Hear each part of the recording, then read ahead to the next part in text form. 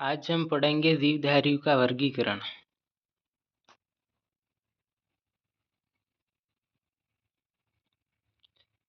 हाँ, तो पहला पॉइंट है हमारा, एरस्टू द्वारा सभी जीवों को दो समूह में विभाजित किया गया। पहला है जंतु समूह एवं दूसरा है वनस्पति समूह।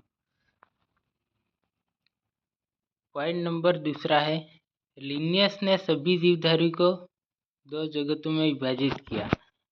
कौन कौन से दो जगत? पादप जगत एवं जंतु जगत। कैरोलस लिनियस को आधुनिक वर्गीकरण का जनक कहा जाता है। आधुनिक वर्गीकरण का जनक कौन है? तो कैरोलस लिनियस।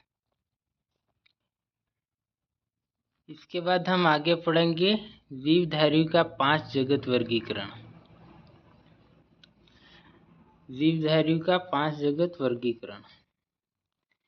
परंपरागत द्विजगत वर्गीकरण का स्थान अंततः व्हिटेकर द्वारा सन 1969 ईस्वी में प्रस्तावित 5 जगत प्रणाली ने लिया। 5 जगत प्रणाली किसने दी थी? तो आर.एच. व्हिटेकर ने। इसके अनुसार समस्त जीवों को निम्नलिखित 5 जगत में वर्गीकरण किया गया है। पहला है मोनेरा, दूसरा प्रोटिस्टा, तीसरा पादप, चौथा कवक, पांचवा जंतु। आगे हम देखेंगे कि मोनेरा जगत में कौन से जीव को रखा है। हाँ, तो पहला है मोनेरा। इस जगत में सभी प्रोकैरियोटिक जीव अर्थात जीवाणु, साइनोबैक्टीरिया तथा आर्कीबैक्टीरिया सम्मिलित है। इसके बाद दूसरा है प्रोटिस्टा। इस जगत में विविध प्रकार के एक कोशिकीय प्रायः जलीय यूकेरियोटिक जीव सम्मिलित किए गए हैं। इसके बाद में तीसरे नंबर पे है पादप जगत। इस जगत में प्रायः रंगीन बहुकोशिकीय प्रकाश संश्लेषी जीव सम्मिलित है, जैसे शैवाल, पेड़ पौधे आदि। पादप जगत में वो जीव शामिल है जो प्रकाश संश्लेषण द्वारा अपना भोजन निर्माण करते हैं। इसके बाद में आता है चौथे नंबर पे कवक।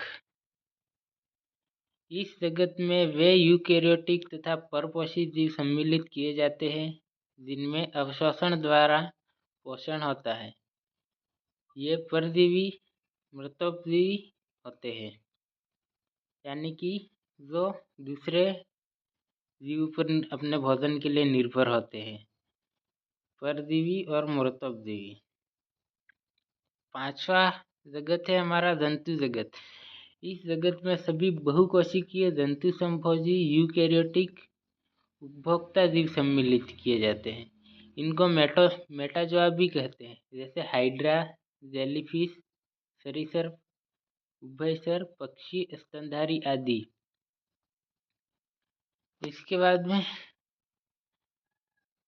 यहाँ पे एक नोट दे रखा है, वर्गीकरण की आधारभूत इकाई जाति है,